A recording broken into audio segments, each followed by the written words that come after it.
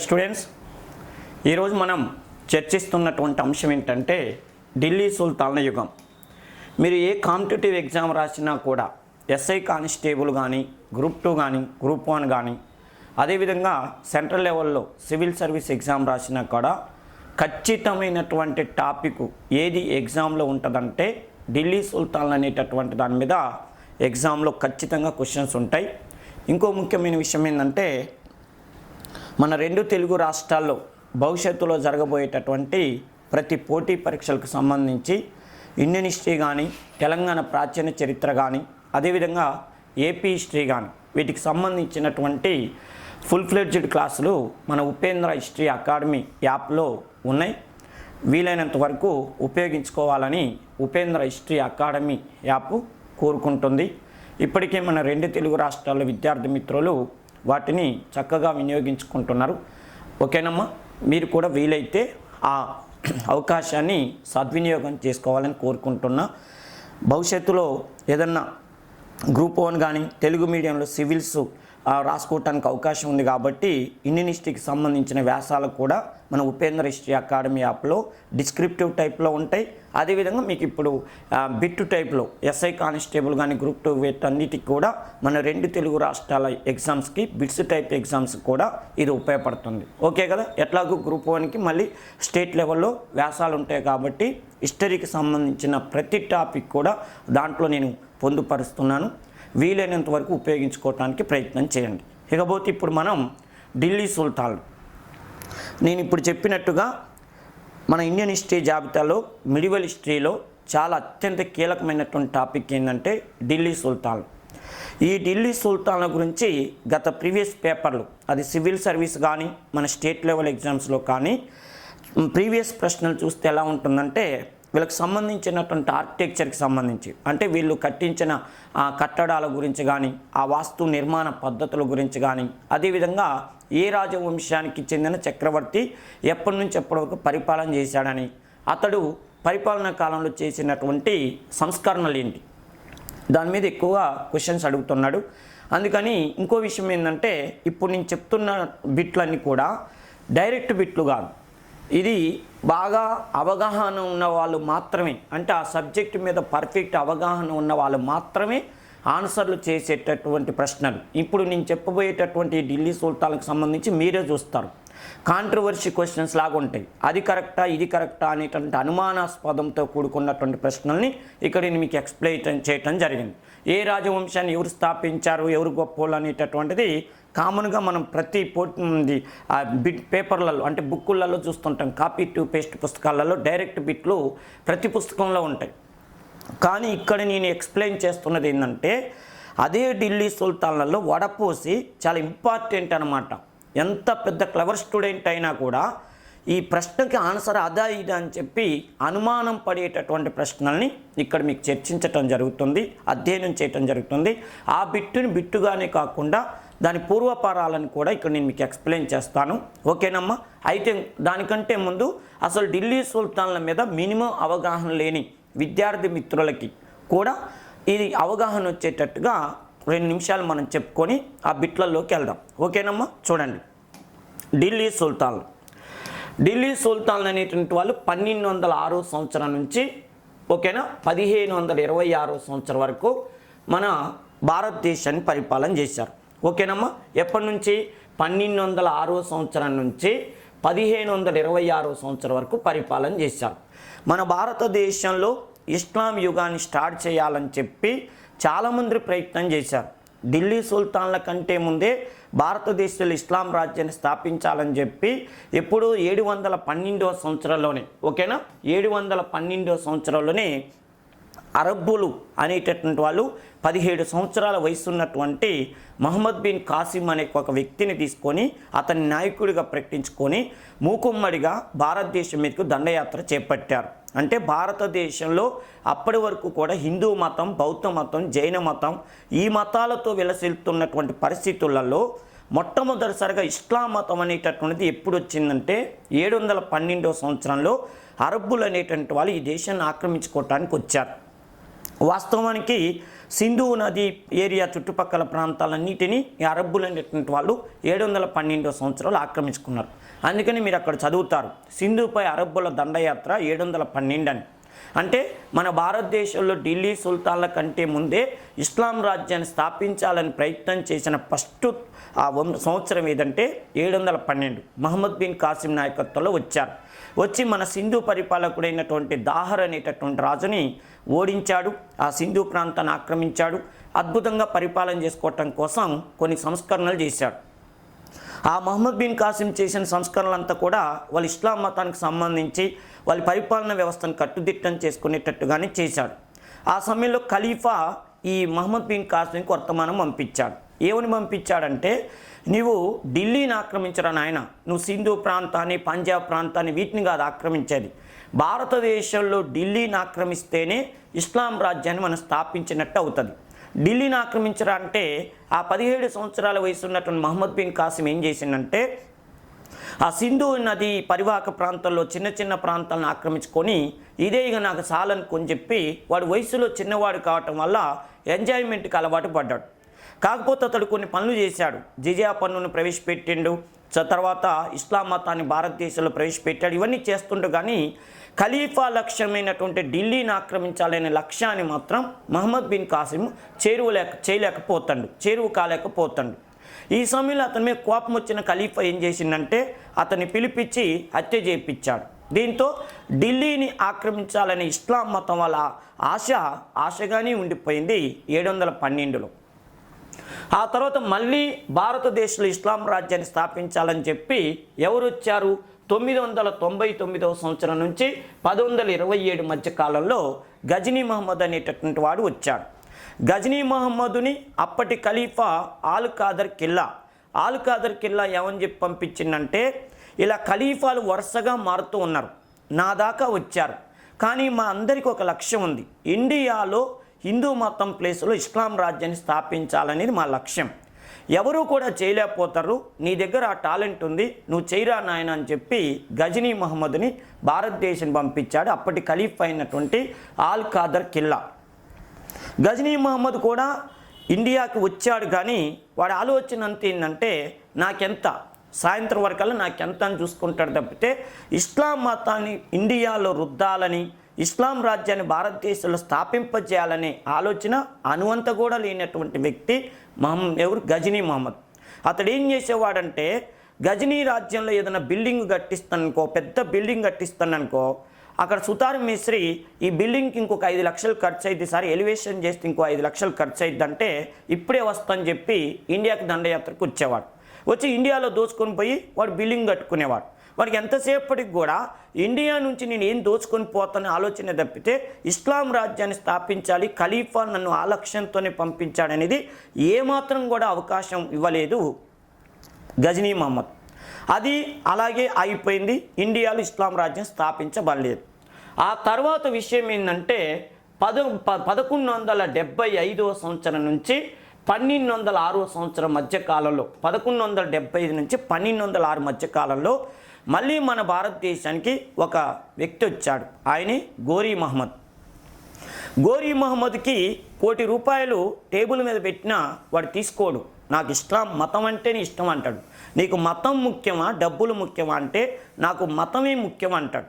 అలాంటి గోరీ మహమ్మద్ని ఖలీఫా భారతదేశాన్ని పంపించాడు. నువ్వేం చేస్తావు నాకు తెలియదు, భారతదేశంలో చాలా సంవత్సరాల నుంచి ఇస్లాం రాజ్యాన్ని స్థాపించాలనే కోరికగానే ఉండిపోతుంది. ఇప్పుడు నీవు నాకు దొరికావు, నువ్వు మతానికి ప్రాధాన్యత ఇస్తున్నావు, ఏది మనీ కంటే మతానికి ఎక్కువ ప్రాధాన్యత ఇస్తున్నావు, కాబట్టి నీ ద్వారా నా లక్ష్యం నెరవేరుతుందని పంపించాడు. గోరీ మహమ్మద్ ఫస్ట్లో కొన్ని ఇబ్బందులు పడ్డప్పటికీ కూడా మన భారతదేశంలో ఉన్నటువంటి రాజకీయ అనైక్యత అంటే ఈ ఢిల్లీ సుల్తాన్ యుగం ఎవరితో స్టార్ట్ అయిందంటే ఒక విధంగా గోరీ మహమ్మద్తో స్టార్ట్ అయింది. ఇప్పుడు నేను చెప్పిన స్టోరీ బాగా గుర్తుపెట్టుకోండి.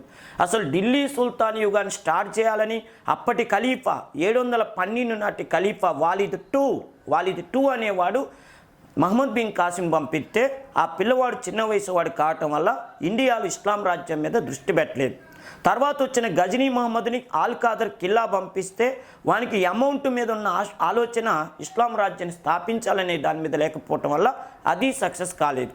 మరి ఎప్పుడు సక్సెస్ అయిందంటే గోరీ మహమ్మద్ అనేటటువంటి వాడు భారతదేశానికి వచ్చే టైంకి ఉత్తర భారతదేశం మొత్తం కూడా రాజపుత్ర రాజులు పరిపాలన చేయటం, ఉత్తర భారతదేశం అంతా కూడా కేకులాగా పుట్టినరోజు కేక్ కట్ చేసుకున్నట్టు కట్ చేసుకొని ఎవరికి వాళ్ళు చిన్న చిన్న రాజ్యాలుగా చేసుకొని పరిపాలన చేసుకోవటం అనేది ఎవరికి కలిసి వచ్చిందంటే గోరీ మహమ్మద్కి కలిసి వచ్చింది. ఆ చిన్న చిన్న రాజపుత్ర రాజులకి వాళ్ళకి గొడవలు, ముఖ్యంగా ఎవరెవరికి బాగా బద్ధశత్రుత్వం ఉండేదంటే కనోజ్ అనేటటువంటి ప్రాంతాన్ని పరిపాలన చేస్తున్న గహద్వాల చక్రవర్తి జయచంద్రుడికి, ఆ తర్వాత పృథ్వీరాజ్ చౌహాన్ స్థానేశ్వరాన్ని ఢిల్లీని పరిపాలన చేస్తున్న పృథ్వీరాజ్ చౌహాన్ 3 అనేవాడికి బద్ధశత్రుత్వం ఉండేది. పృథ్వీరాజ్ చౌహాన్ వయసులో మన బన్నీ అల్లు అర్జున్ అంత వయసు ఉంటుంది. గహద్వాల చక్రవర్తి జయచంద్రుడికేమో ప్రకాష్ రాజు వయసు ఉంటుంది. ఈ వయసు తేడా ఒకటి, వాడి బన్నీలాగా ఉన్నటువంటి పృథ్వీరాజ్ చౌహాన్కి దూకుడు ఎక్కువగా ఉండటం వల్ల వీడితో ఎప్పుడు గొడవ పెట్టుకుంటుండేవాడు. ముసలోడితో గహద్వాల చక్రవర్తి అనే జయచంద్రుడితో ఊకే గొడవ పెట్టుకుంటుండేవాడు. ఇక్కడ గమ్మత్తు ఏంటంటే గహద్వాల చక్రవర్తి జయచంద్రుడు వాళ్ళ వంశంలో మగాడు, వాడి నెంబర్ 1, ఆ వంశంలో గొప్పవాడు. పృథ్వీరాజ్ చౌహాన్ 3 అనేవాడు చౌహాన్ వంశంలో గొప్పవాడు. ఇద్దరు దమ్మున్న వ్యక్తులు, డి అంటే డి అన్నట్టు ఉంది. ఆనాడు 700 అంటే ప్రత్యేకంగా 1106 టైంలో 1100 ఆ టైంలో అర్థమైంది. 1199 టైంలో రాజకీయ పరిస్థితి ఇలా ఉంది. ఈ సమయంలో అనుకోకుండా పృథ్వీరాజ్ చౌహాన్ అనేవాడు తన బద్ధశత్రువు అయినటువంటి గహద్వాల రాజు అయిన జయచంద్రుడి బిడ్డ సంయుక్తని ఎత్తుకొని పోయి పెళ్లి చేసుకుంటాడు. ఆ అమ్మాయిని లవ్ మ్యారేజ్ చేసుకుంటూ ఎత్తుకొని తండ్రికి చెప్పకుండా. ఇది ఇంకా గహద్వాల చక్రవర్తి జయచంద్రుడికి కోపాన్ని తెప్పించింది. అల్లుడి మీద కక్ష తీర్చుకోవటం కోసం వాడు నా అల్లుడు కాదు, నా బద్ధశత్రువు అని చెప్పి అల్లుడు అయినటువంటి పృథ్వీరాజ్ చౌహాన్ని చంపటానికి ఆ దుర్మార్గుడు శత్రువు అయినటువంటి గోరీ మహమ్మద్తో చేతులు కలిపాడు. ఆ ఫలితంగానే భారతదేశంలో 2 ప్రధానమైన యుద్ధాలు జరిగాయి. మొదటి స్థానేశ్వర యుద్ధం అంటారు, దాన్ని తరైని యుద్ధం అంటారు. రెండో స్థానేశ్వర యుద్ధం, రెండో తరైని యుద్ధం అంటారు. మొదటి స్థానేశ్వర యుద్ధంలో జయచంద్రుడు గోరీ మహమ్మద్ వెమ్మటి ఉండటం, పాపం పృథ్వీరాజ్ చౌహాన్ ఒక్కటిగా ఉంటే అప్పుడు చుట్టుపక్కల ఉన్నటువంటి రాజపుత్రులంతా కూడా సినిమా ఏం జరుగుతుందని చూస్తున్నారు. ఆ సమయంలో పృథ్వీరాజ్ చౌహాను మిగతా చక్రవర్తులందరికీ వర్తమానం పంపించాడు. మిత్రులారా, మా మామ వాడు ఎవరు జయచంద్రుడు గాడు నా మీద బద్ధశత్రుత్వంతో మన దేశానికి బద్ధశత్రువు అయిన గోరీ మహమ్మద్తో స్నేహం చేస్తున్నాడు. వాడు నా మీదకి యుద్ధానికి ఇద్దరు కలిసి వస్తున్నారు. ఇవాళ మీరు సైలెంట్గా ఉన్నారనుకోండి, ఇవాళ నాకు పట్టిన గతి రేపు మీకు పడుతుంది. ఇవాళ నా వికెట్ పడేస్తాడు, రేపు పొద్దున మీ వికెట్ పడేస్తారు. ఇలా వరుసగా వికెట్ పడేస్తే మ్యాచ్ అయిపోద్ది. అందుకని దయచేసి మీరు సైలెంట్గా ఉండే టైంలో ఇది కాదు, టైం కాదు. మీరు నా ఎమ్మటి యుద్ధానికి రండి. మీరు నాకు సపోర్ట్ ఇస్తే ఖచ్చితంగా నేను విజయం సాధిస్తా, గోరీ మహమ్మద్ని మట్టి కర్పిస్తానని చెప్పిండు. అప్పుడు మిగతా రాజపుత్ర రాజులంతా వర్తమానం పంపించారు, ఆల్రెడీ బండ్లు బయలుదేరినాయి అన్నారు. అప్పుడు పృథ్వీరాజ్ చౌహాను మిగతా రాజపుత్ర రాజుల సహకారంతో చేసిన యుద్ధమే మొదటి తరైని యుద్ధం. దాన్ని మొదటి స్థానేశ్వర యుద్ధం అంటారు. ఆ యుద్ధంలో ఘోరంగా ఓడిపోయిండు గోరీ మహమ్మద్, తప్పించుకొని పోయిండు. జయచంద్రుడు గాడు అడ్రస్ లేడు, యుద్ధం మధ్యలోనే జంప్ అయిండు. మా అల్లుడు మామూలుడు కాదు రా అని. ఆ తర్వాత ఓడిపోయినటువంటి గోరీ మహమ్మద్ గాడు ఏం చేసిందంటే, ఇప్పుడు నాకు అర్థమైంది భారతదేశంలో మగాడంటే పృథ్వీరాజ్ చౌహాన్. వాడిని ఓడిస్తే ఇండియా మొత్తాన్ని ఆక్రమించుకోవాలని ఆలోచన వచ్చి 1 ఇయర్లోనే మళ్ళీ సైన్యాన్ని తీసుకొని వచ్చాడు. పోయినసారి యుద్ధానికి వచ్చినప్పుడేమో అడ్డ మీద కూలోళ్ళలాగా పట్టుకొచ్చిండు, ఎవరిని బట్టి వాళ్ళని నిద్రమొక్కల్ని పట్టుకొచ్చిండు.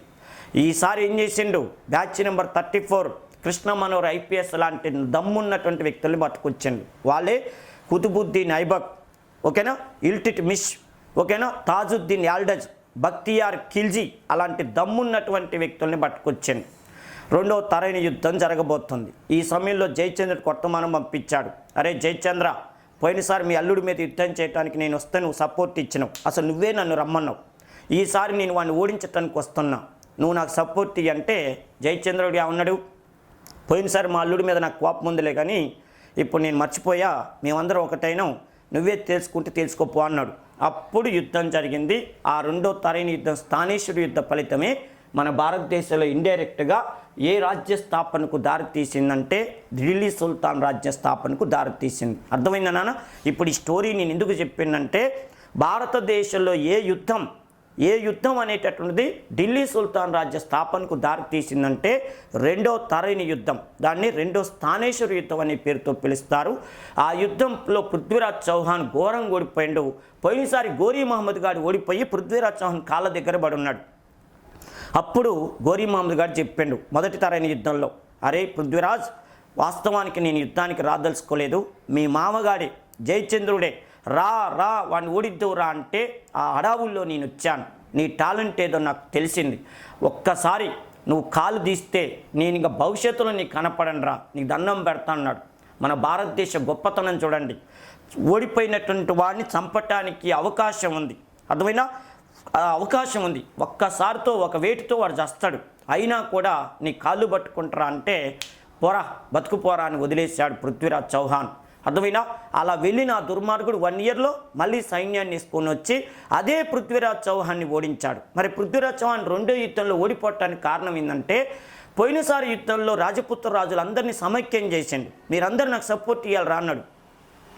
రెండో స్థానేశ్వర యుద్ధం లేదా రెండో తరం యుద్ధంలో ఏమనుకుండంటే వాడు మామూలు క్యాండిడేట్, వాడిని ఇంతమందితో నేను ఓడించటం ఏంది, ఈసారి నేను ఒక్కనే ఓడిద్దామని కొంచెం ఓవర్ కాన్ఫిడెన్స్ పోయాడు. అందువల్లనే పాపం రెండో తరం యుద్ధాలు ఓడిపోయి ఈసారి పృథ్వీరాజ్ చౌహానే గోరీ మహమ్మద్ కాళ్ళ దగ్గర పడి ఉన్నాడు. అప్పుడు గోరీ మహమ్మద్ అంటాడు, రేయ్ క్షమించని ఒక్కసారి వదిలేయి అను, నన్ను వదిలేస్తా. పోయినసారి నువ్వు నాకు ఆఫర్ ఇచ్చినావు, ఈసారి నీకు ఆఫర్ ఇస్తా, నన్ను క్షమించు, ఈ జీవితంలో నీ జోలికి రానని చెప్పు, నిన్ను వదిలేస్తారా అని చెప్పిండు. అప్పుడు పృథ్వీరాజ్ చౌహాన్ అన్న విషయం ఏంటంటే, రేయ్ భారతదేశ చక్రవర్తులు ఎవరు కూడా క్షమించు, నాకు ప్రాణభిక్ష పెట్టు, నన్ను కాపాడని అనరా. ఎప్పుడైనా యుద్ధానికి బయలుదేరేటప్పుడే ఏమనుకుంటామో తెలుసా, ఉంటే ఉన్నాం పోతే పోయినాం అనుకుంటాం. అర్థమైనా? రాజీ మార్గం అనేది మా రక్తంలోనే ఉండదురా అని చెప్పిండు. భారతదేశ సైన్యంలో కానీ చక్రవర్తుల్లో కానీ ఎవరిలో కూడా రాజీ మార్గం అనేది మా రక్తంలో ఉండదు.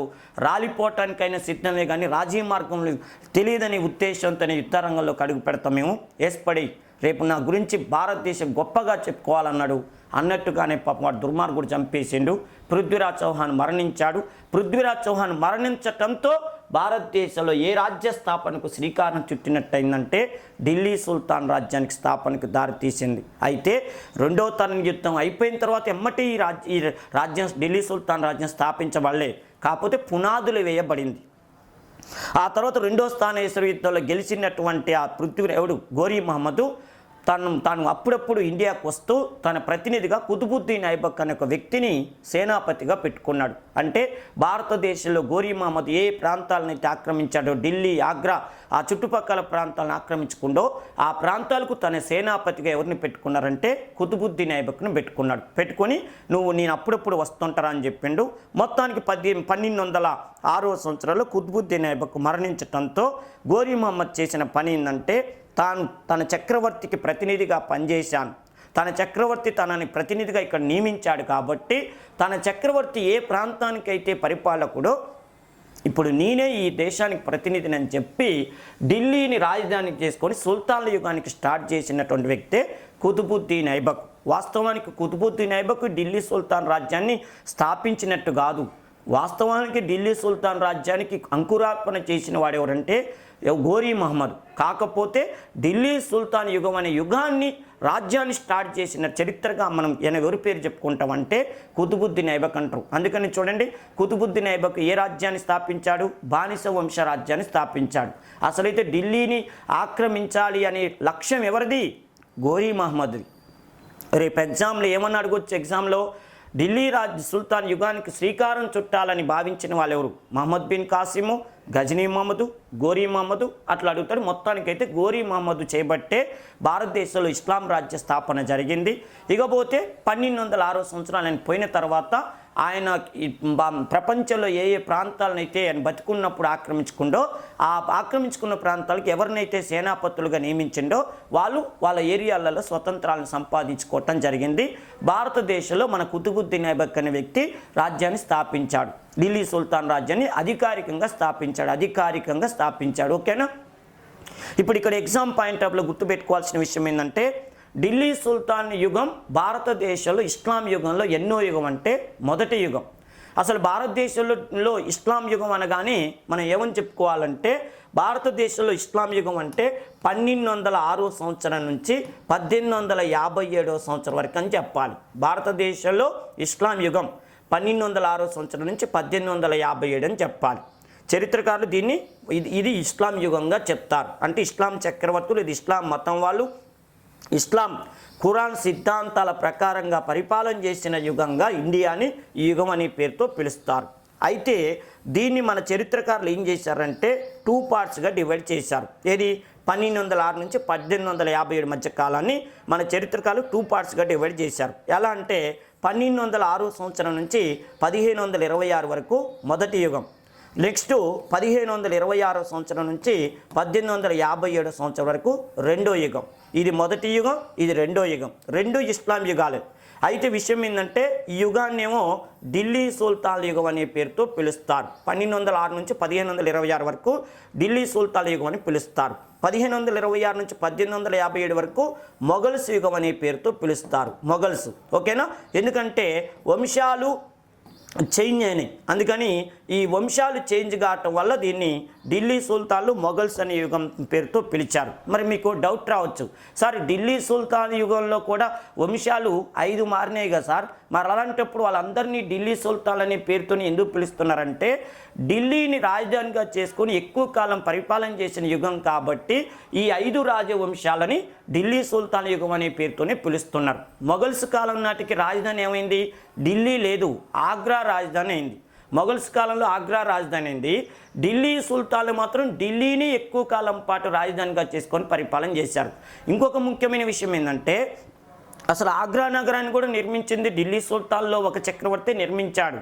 ఆయనే సికిందర్ లోడి.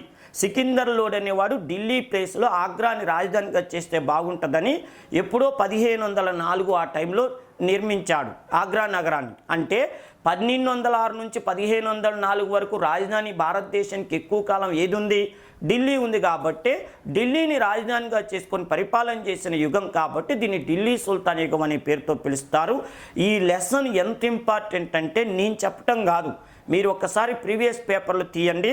ఏ పోటీ పరీక్ష అయినా, మిడివల్ హిస్టరీతో సంబంధం ఉన్న ఏ పోటీ పరీక్ష అయినా ఢిల్లీ సుల్తాన్ల యుగం లేకుండా క్వశ్చన్ పేపర్ అయితే ఉండదు. నేను ఇంట్రొడక్షన్లోనే చెప్పా, వీళ్ళ ఆర్ట్ కానీ ఆర్కిటెక్చర్ కానీ రాజవంశాల గురించి కానీ ఆనాటి ఆర్థిక సామాజిక పరిస్థితులు కానీ వాళ్ళు చేసిన రిఫార్మ్స్, ఉదాహరణకి మార్కెట్ సంస్కరణలు కానీ ఇలాంటి విషయాలు, నాణ్యాల విషయాల్లో వాళ్ళు ప్రవేశపెట్టినవి కానీ ఇవన్నీ కూడా లేకుండా అయితే క్వశ్చన్ పేపర్ ఉండదు. అందుకని నేను ఇంట్రొడక్షన్ ఇంతసేపు చెప్తున్నా, బాగా గమనించాను. ఎందుకంటే బిట్లు కంటే మీకు ముందు టాపిక్ అర్థమైతే బిట్లు అద్భుతంగా మీరే చేస్తారు. అర్థమైంది కదా?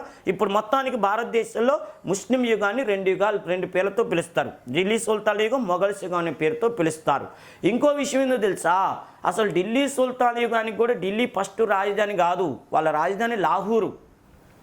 కుతుబుద్దీన్ ఐబక్ అనేవాడు రాజ్యాన్ని స్థాపించేటప్పుడు వాళ్ళ క్యాపిటల్ సిటీ లాహూర్. లాహూర్లోనే ఆయన ఎందుకు రాజధాని పెట్టిందంటే ఆయన గాడ్ ఫాదర్ ఉండగా ఈ ఇండియాలో ఢిల్లీ సుల్తాన్ యుగానికి శ్రీకారం చుట్టినటువంటి గోరీ మహమ్మద్ ఉండే. గోరీ మహమ్మద్ అనేవాడు గోరీ అనే రాజ్యానికి చక్రవర్తి. వాడి పేరు మహమ్మదు. ఆఫ్ఘనిస్తాన్లో ఒక ఏరియాని గోరీ అని పిలిచేవాళ్ళు. ఆఫ్ఘనిస్తాన్ అనే దేశాన్ని 2 పార్ట్స్గా చేసేవాళ్ళు. 2 పార్ట్స్గా చేసి ఒకటి గోరీ రాజ్యం, ఒకటి గజనీ రాజ్యం. గోరీని పరిపాలన చేస్తున్న మహమ్మద్ కాబట్టి వాడిని గోరీ మహమ్మద్ అంటారు. వాడు మన భారతదేశానికి ఎప్పుడు దండయాత్రకు వచ్చినా కూడా లాహూర్లో ఉండేవాడు.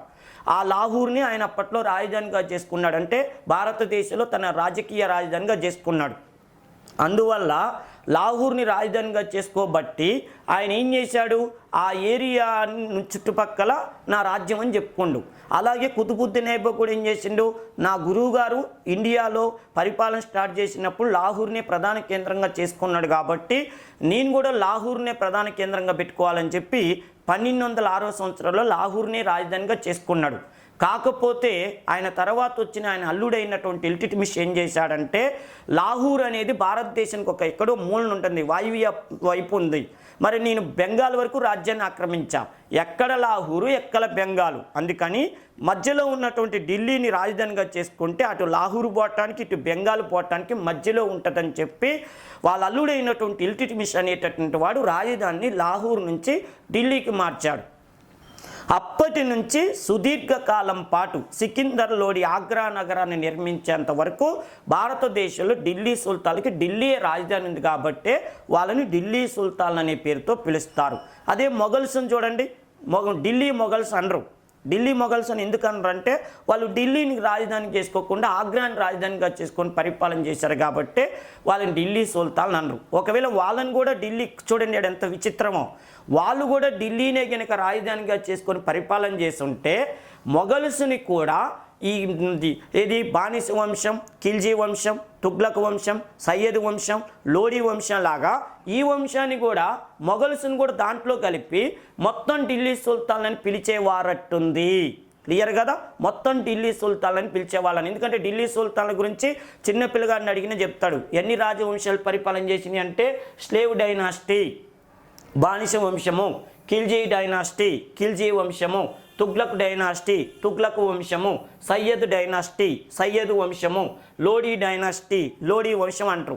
ఒకవేళ వీళ్ళు కనుక ఢిల్లీని కానీ రాజధానిగా చేసుకొని మొఘల్స్ కూడా పరిపాలన ఉంటే ఇక్కడ మొఘల్స్ అని పెట్టేవాళ్ళు, మొఘల్ డైనాసిటీ అని పెట్టేవాళ్ళు. అంటే ఇది 6వ వంశం అయ్యేది. కాకపోతే వీళ్ళు ఆగ్రాని సుదీర్ఘకాలం పాటు రాజధానిగా చేసుకొని పరిపాలన చేయబట్టి వీళ్ళని ఆ మొఘల్స్ని సపరేట్ రాజ్యంగా పేర్కొనటం జరిగింది. అందుకని 2 పార్ట్స్ చేసి వాళ్ళదొక పార్ట్ వీళ్ళొక పార్ట్గా చెప్పటం జరిగింది. ఇంకో విషయం, ఆగ్రాని రాజధానిగా చేసుకొని పరిపాలన చేయబట్టే ప్రధాన కారణమా, ఇంకా వేరే ఏం లేవు అంటే ప్రధాన కారణం రాజధాని విషయంలో చేయబట్టి. ఎందుకంటే వాళ్ళు ఇస్లాం మతం, వీళ్ళు ఇస్లాం మతం, వాళ్ళు సున్నీ మతం, వీళ్ళు సున్నీ మతం, వాళ్ళ అధికార భాష పారసీకం, వీళ్ళ అధికార భాష పారసీకం, అన్ని విషయాల్లో అంతా ఓకే. వాళ్ళు ఖలీఫా అధికారాన్ని గుర్తించారు, వీళ్ళు ఖలీఫా అధికారాన్ని గుర్తించారు.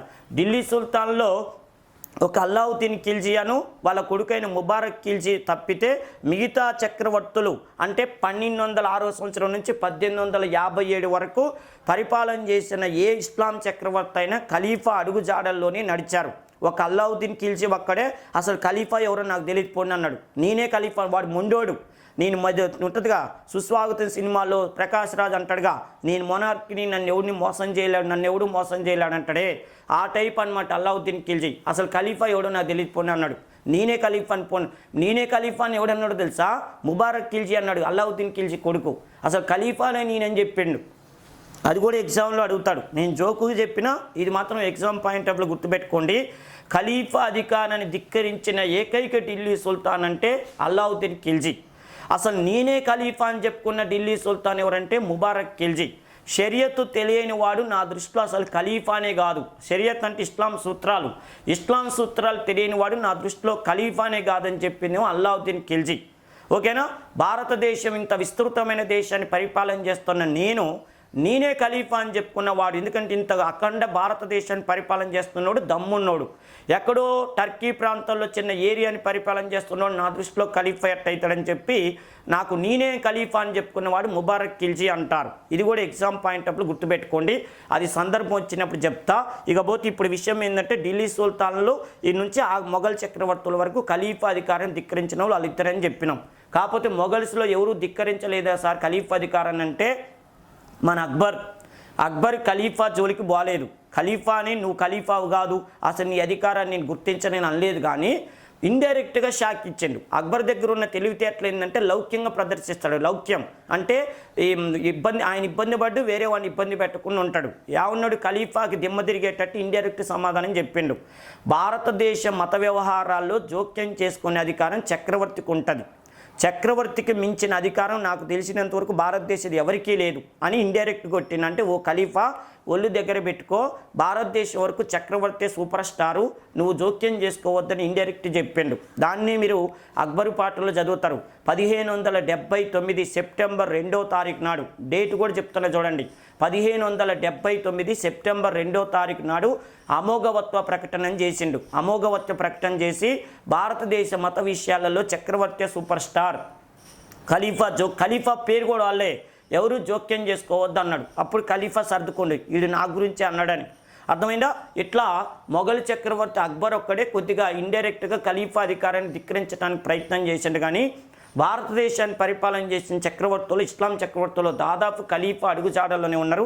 వాళ్ళలో ప్రత్యేకంగా ఇల్తుత్మిష్ అయితే 2 సార్లు ఖలీఫా నుంచి సుల్తాన్ అనే బిరుదు కూడా పొందిండు, సుల్తాన్.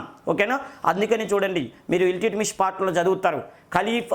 ఖలీఫా గుర్తింపు పొందిన మొట్టమొదటి భారతదేశ ఢిల్లీ సుల్తాన్ ఎవరంటే మన ఇల్తుత్మిష్ అని చెప్తాం.